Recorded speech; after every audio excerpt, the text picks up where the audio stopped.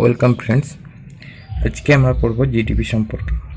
GDP কিভাবে নির্ধারণ করা হয়, বা জিডিপি কোনো দেশের কত বেশি হলে কি উপকার, কম হলে কি ক্ষতি, বা জিডিপি কিভাবে নির্ধারণ করা হয় এই সম্পর্কে। তো জিডিপির পড়ার আগে জিডিপির পুরো নামটা জেনে নিই। জিডিপির পুরো নাম হলো gross domestic product. Gross domestic product অর্থাৎ গ্রস মানে টোটাল, ইকোনমিক্সের ভাষায় গ্রসকে টোটাল বলা হয়, ডোমেস্টিক মানে ঘরোয়া, প্রোডাক্ট মানে উৎপাদন। অর্থাৎ টোটাল ঘরোয়া উৎপাদন কি সেইটা সম্পর্কে আমরা জানব। তো সেটা জানার আগে কয়েকটি পরিভাষা আমাদেরকে জানতে হবে। প্রথমটি হলো রাজনৈতিক সীমা। রাজনৈতিক সীমা বলতে কি, আমরা জানি একটি দেশের ভৌগোলিক সীমা আছে এবং রাজনৈতিক সীমা আছে। ভৌগোলিক সীমা বলতে ইন্ডিয়ার যেমন একটা ভৌগোলিক সীমা আছে, কি আমরা এরকম একটা সীমা দেখতে পাই। কিন্তু রাজনৈতিক সীমা বলতে এর পাশে যে সমুদ্র আছে, সেই সমুদ্রগুলো কি ইন্ডিয়ার অধিকার একটা বিস্তৃত এলাকা জুড়ে রয়েছে। সেখানে ইন্ডিয়া মাছ ধরতে যায়, ইন্ডিয়ার মৎস্যজীবীরা। অথবা আরেকটা কথা বলতে পারি যে ধরলাম ইন্ডিয়ার এয়ারলাইন্স, সেই ইন্ডিয়ার এয়ারলাইন্স কি করে, কোনো দুবাই, আমেরিকা প্রভৃতি জায়গায় যায় এবং বিভিন্ন রকম তাদের যে কাস্টমার তাদেরকে পৌঁছে দিয়ে আসে। সেইখানে যে ইনকামটা হয় সেই ইনকামটা ইন্ডিয়াতেই আসে, যদিও তারা আমেরিকা বা বিভিন্ন জায়গাতে নিজেদের কাস্টমারদেরকে পৌঁছে দেয়। এখন রাজনৈতিক সীমা এটা হলো। দ্বিতীয় সময় কি, সময়কাল। সময়কাল অর্থাৎ জিডিপির একটা নির্দিষ্ট সময়কালের মধ্যে নির্ধারণ করতে হয়। সেই নির্দিষ্ট সময়কালটা কি হলো, 1 বছর। তারপরের জিনিস হলো goods and service. Goods and সার্ভিসের অর্থ কি, গুডস হলো সেই সমস্ত জিনিস যা আমরা হাতে বা শরীরে অনুভব করতে পারি এবং দেখতেও পাই। এবং সার্ভিস হলো সেই সমস্ত জিনিস যা আমরা টাকা বা কোনো কিছুর বিনিময়ে পাই কিন্তু দেখতে পাই না, অনুভব করতে পারি। যেমন উদাহরণ হিসেবে বলি, কোনো রেস্টুরেন্টে গেলে আমরা টাকার বদলে খাবার পাই, খাবারটা হাতে অনুভব করতে পারি এবং মন দ্বারা অনুভব করতে পারি। এটা হলো গুডস। কিন্তু আমাদের যে কর্মচারী যারা আছে, সেই কর্মচারীরা যে সার্ভিস দেয়, কর্মচারীরা যে ব্যবহার দেখায়, সেইটা হলো সার্ভিস।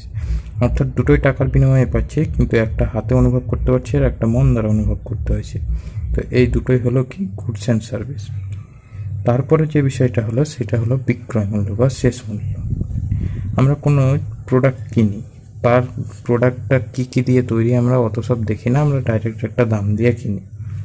তো শেষ পর্যন্ত যে বিক্রয় মূল্য ধার্য হয়, যে দামে আমরা আদান প্রদান করি, যে দামের বিনিময়ে, সেটাই হলো বিক্রয় মূল্য। যেমন একটি সিঙ্গাড়াতে যেমন আলু, লবণ, লঙ্কা, ময়দা ইত্যাদি দিয়ে সম্পূর্ণ করে তৈরি করা হয়।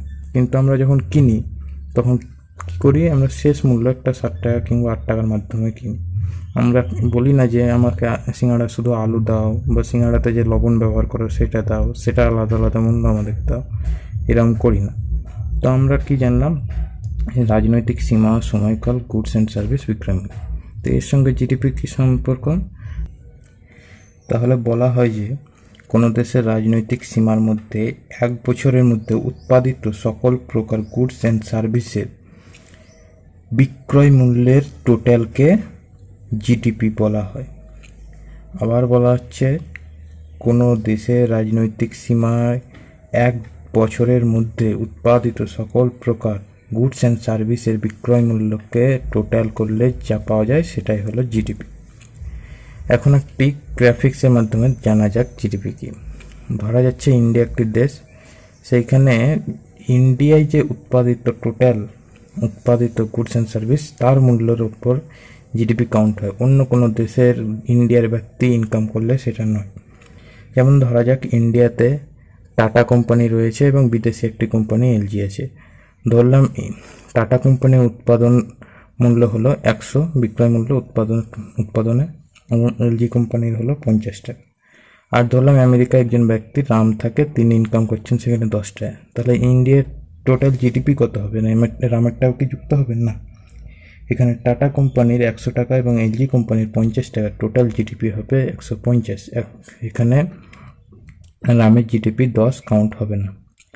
এখন ইন্ডিয়ার টোটাল জিডিপি 2.8 ট্রিলিয়ন, অর্থাৎ প্রায় 3 ট্রিলিয়নের কাছে। ইন্ডিয়ার এখন লক্ষ্য আছে 5 ট্রিলিয়নের যাওয়া।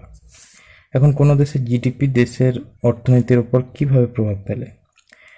বলা হয় জিডিপিরই নাকি অর্থনৈতিক নির্দেশক। কিভাবে?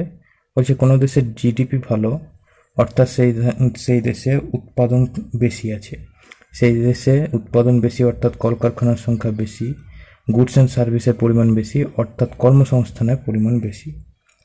আর যেখানে জিডিপি খারাপ সেখানে তো উৎপাদন কম অর্থাৎ কর্মসংস্থানের পরিমাণও কম।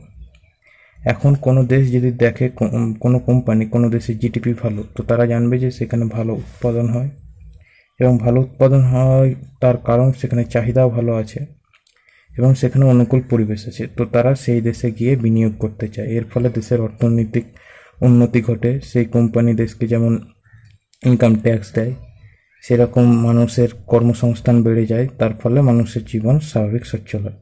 এখন এই যে এলজি কোম্পানি 50 টাকা ইনকাম করলো, এটা কি সে সকলটাই নিয়ে চলে যাবে তার দেশে? হ্যাঁ, সকলটাই নিয়ে চলে যাবে তার দেশে, কিন্তু যে কর্মসংস্থানের ফলে আমাদের দেশের মানুষ কিছু ইনকাম হবে, দেশের সরকারকে ট্যাক্স লাগবে, এর ফলে সরকারের অর্থনৈতিক অবস্থা মজবুত হয়। এইভাবে কোনো দেশের জিডিপি কাউন্ট করা হয় এবং জিডিপি বেশি হলে দেশের অর্থনৈতিক অবস্থা ভালো, এটাই গণ্য করা হয়। এর জন্য জিডিপির উপর দেশের এত অর্থনৈতিক আলোচনা এত কিছু নির্ভর করে। তো এইভাবে জিডিপি কাউন্ট হয়। এখন জিডিপি ছাড়াও দেশের মধ্যে আরও অন্যান্য সূচক থাকে, যেমন এনডিপি, এনপিপি প্রভৃতি। তো সেগুলো সম্পর্কে অন্য কোনো দিন আলোচনা হবে। এরকম বিভিন্ন জিনিস সম্পর্কে আপডেট থাকতে চ্যানেলটি সাবস্ক্রাইব করে দিন এবং ভিডিওটি ভালো লেগে থাকলে একটি লাইক করে দিন।